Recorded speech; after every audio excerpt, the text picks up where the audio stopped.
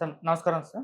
నమస్తే అండి. Sir Vijayasai Reddy YCP నుంచి బయటకొచ్చి రాజకీయ సన్యాసం తీసుకున్న తర్వాత ఆయన మళ్ళీ అంటే కంప్లీట్‌గా రాజకీయాల్లోకి రారు అని చెప్పేసి ఒక చర్చ జరిగింది. లేదు వస్తారు అని కూడా చర్చ జరుగుతుంది.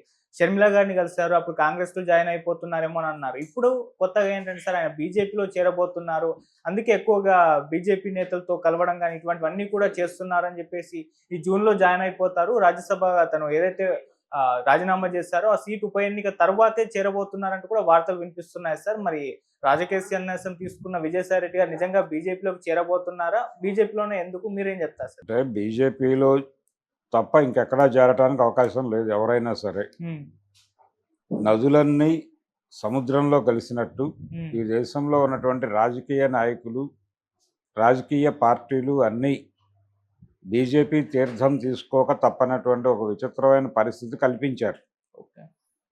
ఆ కల్పనలో భాగంగానే దాదాపుగా ఈ దేశంలో ఉన్నటువంటి అంటే కొన్ని ముస్లిం పార్టీలు కూడా వాళ్ళ కంట్రోల్లో ఉండటం మనం చూసాం ఆల్రెడీ.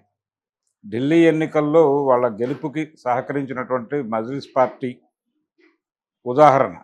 అలాంటివి చాలా ఉన్నాయి. అలాంటి గ్రూపులు చాలా వాళ్ళు కర్ణాటకలో ఆర్గనైజ్ చేశారు. కర్ణాటకలో పర్టికులర్గా వాళ్ళకి కొన్ని రీజియన్స్లో వాళ్ళ గెలుపుకి కారణం ఈ గ్రూపులే. అలా వాళ్ళు ఎవరినైనా టేక్ ఓవర్ చేస్తున్నారు. ఒక అనుమానం ఏంటంటే కాంగ్రెస్ పార్టీని కూడా వాళ్ళు కంట్రోల్లోకి తీసుకున్నారేమో ఏదో మేరకు అనే అనుమానాలు వచ్చే పరిస్థితుల్లో ఉంది. అంటే ఒక రకమైనటువంటి నిస్తబ్దత, రాజకీయ నిస్తబ్దత ఆవరించి ఉంది దేశంలో. ఈ రాజకీయ నిస్తబ్దత ఆవరించి ఉండటం అంటే ఏ పార్టీకి వ్యతిరేకంగా ఏ మూమెంట్ చేయాలన్నా కానీ భారతీయ జనతా పార్టీ వైపు చూసి భారతీయ జనతా పార్టీ ఎలా ఫీల్ అవుతుంది.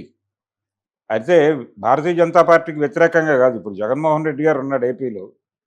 ఆయన చంద్రబాబుకు వ్యతిరేకంగా ఏదైనా మహోద్యమం లాంటిది నిర్మించాలన్నా ఆయన బీజేపీ వైపు చూస్తున్నాడు.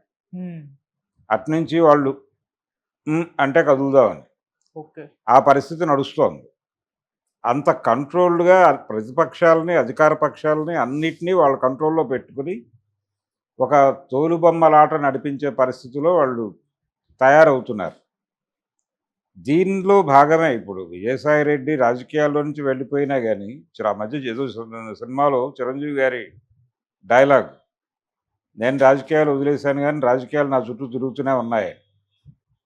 ఒక రాజకీయ నాయకుడు ఒకసారి ఒక రాజకీయ పార్టీ నుంచి బయటకు వచ్చినప్పటికీ అతనికి ఆ రిలేషన్స్ కొనసాగుతాయి అనివార్యంగా. కొన్ని బ్యాక్లాగ్స్ ఉంటాయి వాళ్ళకు కూడా. ఈ బ్యాక్లాగ్స్తో పాటు క్యారీ ఫార్వర్డ్ చేయాల్సినటువంటి విషయాలు చాలా ఉంటాయి. ఇవి క్యారీ ఫార్వర్డ్ చేయటానికి, ఆ బ్యాక్లాగ్స్ వదిలించుకోవటానికి వాళ్ళు అనివార్యంగా ఎవరో ఒకళ్ళతో ఒక పవర్ సెంటర్తో రిలేషన్లో ఉండాలి. ఆ పవర్ సెంటర్ ఏమిటి? ఇప్పుడు ఆయన ఆల్రెడీ జగన్మోహన్ రెడ్డి నుంచి బయటకు వచ్చాడు. జగన్మోహన్ రెడ్డి నుంచి బయటకు వచ్చాడంటే జగన్మోహన్ రెడ్డిని కంట్రోల్ చేసేటువంటి కెపాసిటీ ఉన్నటువంటి ఒక గ్రూప్తో ఈయన సయోధ్య పెట్టుకోవాలి. అది అయోధ్యగా భావించి లోపలికి వెళ్ళిపోయి కూర్చుంటాడా అనేది అనుమానమే. కానీ ఒక లింక్ కావాలి ఆయనకి, సర్వైవల్ కోసమే. ఎవరైనా సర్వైవల్ కోసమే వాళ్ళ దగ్గరికి వెళ్తున్నారు.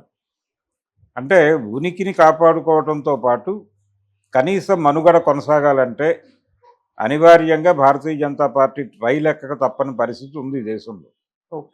ఆ అనివార్యత క్రియేట్ చేశారు వాళ్ళు. అందుకని ఆయన కూడా న్యాచురల్ ప్రాసెస్లోనే భారతీయ జనతా పార్టీ వైపు చూస్తూ ఉండుంటాడు. స్పెక్యులేషన్ ఇది స్పెక్యులేషనే కానీ అధికారిక సమాచారం ఏం కాదు. ఆయన నేరుగా భారతీయ జనతా పార్టీలో సభ్యత్వం తీసుకుని మళ్ళీ రాజ్యసభకి వెళ్తాడు, ఇలాంటివేవో జరుగుతాయని నేనైతే అనుకోను. కాకపోతే ఆయన సయోధ్యతో వెళ్తాడు. ఆ సయోధ్య దేనికోసం అంటే తను ఎవరినైతే కాదనుకుని వచ్చాడో అట్నుంచి ఏ ఇబ్బంది రాకుండా చూసుకోవటానికి, ఒక తన్ని తాను సెక్యూర్ చేసుకోవడానికి, తను తాను ప్రొటెక్ట్ చేసుకోవడానికి మేబీ ఆయన చూస్తే బీజేపీ వైపు చూస్తూ ఉండుండొచ్చు. ఆల్రెడీ అంటే షర్మిలని కలిసిన గొడవ వేరు.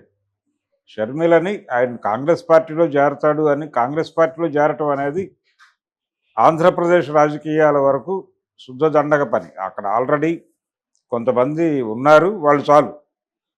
వాళ్ళే ఏం చేయాలో అర్థం కాని పరిస్థితుల్లో కొనసాగుతున్నారు గత్యంతరం లేక. ఉమ్, ఎవరైనా వెళ్ళి మాజీ విజయవాడ డెప్యూటీ స్పీకర్ గ్రిటన్ లాంటి వాడిని అడిగితే అదే చెప్తాడు ఆయన. అంటే మతి లేక రాజకీయాల్లోకి వచ్చాం, గతి లేక కొనసాగుతున్నాం అనేది వాళ్ళ స్టేట్మెంట్. కాంగ్రెస్ పార్టీతో ప్రస్తుతం ట్రావెల్ అవుతుంది. ఈవెన్ తులసిరెడ్డి కూడా దాదాపు అలాంటి భావాలే మాట్లాడుతున్నాడు ఆయన. ఇదే కండిషన్లో ఈ మధ్య రఘువీరారెడ్డి గారు కూడా మాట్లాడారు. కాబట్టి ఈయన కొత్తగా అక్కడ చేరేది ఏం లేదు, చేసేది కూడా ఏం లేదు.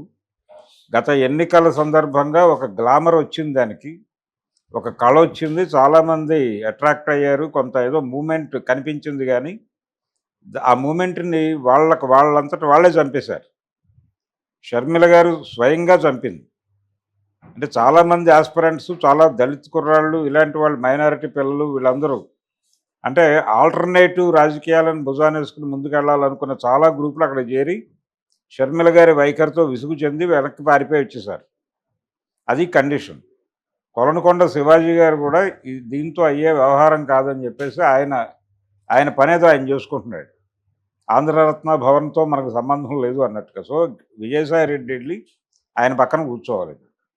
తులసిరెడ్డి పక్కనో, కొలనుకొండ శివాజీ పక్కనో ఎక్కడో అక్కడే ప్లేస్మెంట్ చూసుకోవాలి. అది అంత గౌరవప్రదం కాదు. అసలు కాంగ్రెస్ పార్టీనే బీజేపీ రూల్ చేస్తోందేమో, నడిపిస్తోందేమో అనే అనుమానాలు ఉన్న నేపథ్యంలో కాంగ్రెస్ పార్టీతో ఎలా ట్రావెల్ అవుతాడు ఆయన, అది కాదు. కానీ ఆయన షర్మిలతో కొన్ని విషయాలు తేల్చుకోవాలనుకున్నాడు.